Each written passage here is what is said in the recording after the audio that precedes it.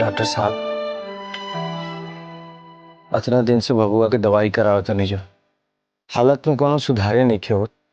आखिर का दिक्कत बा? देखी राउर लड़का के माता रानी निकलल बड़े, जेकरा के हमनी के डॉक्टरी भाषा में चिकन पॉक्स कहिले जा। हम अपना तरफ से पूरा कोशिश कर चुकल बानी, बाकी एक बार वो माता रानी से गुहार लगाए, वहां के राउर लड़का के जरूर ठीक करब। ठीक।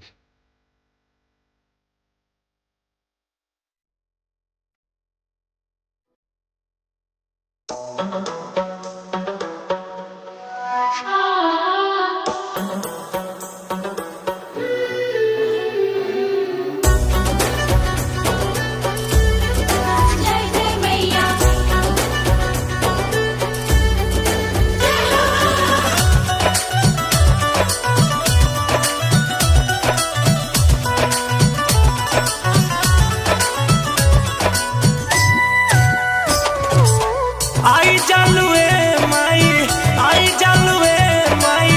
चढ़ते चैत कुआरावा गाँव।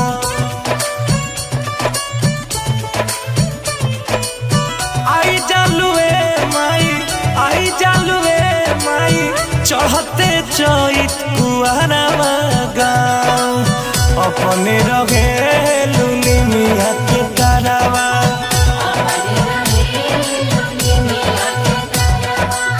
रखेलू बाला कावा के अचारा के छाँव। अपने रहेलू निमिया के तारावा,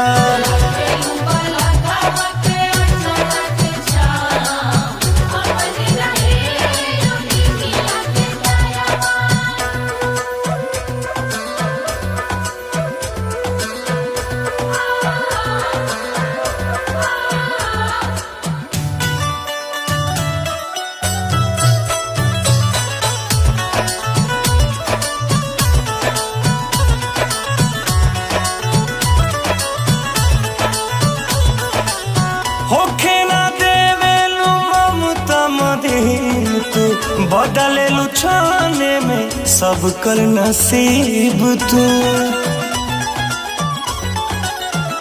कैसे कहीं कि कितना मरार बारू, तू लुटावत बराबर दुलार बारू।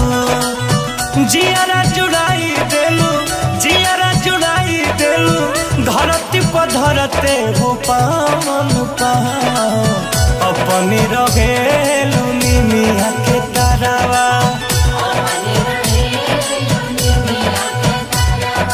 राखेलू बाला कावा के अचारा के छाँव। अपने रहेलू निमिया के तारावा,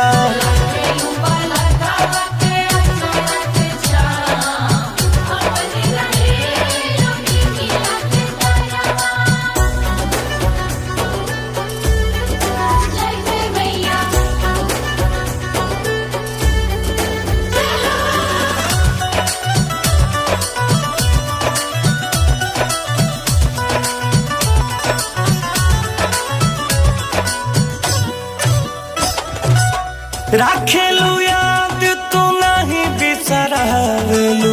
हर साल जे हो मैया धावल गावेलू, बिना निर्मल रितेश गुणगान करेले। छोटू चरण में तोहरे बिगान करेले, बिना कहे बुझेलू ए हो माई सब कर तू माना के भाव। अपनी रहेलू निमिया के तारावा,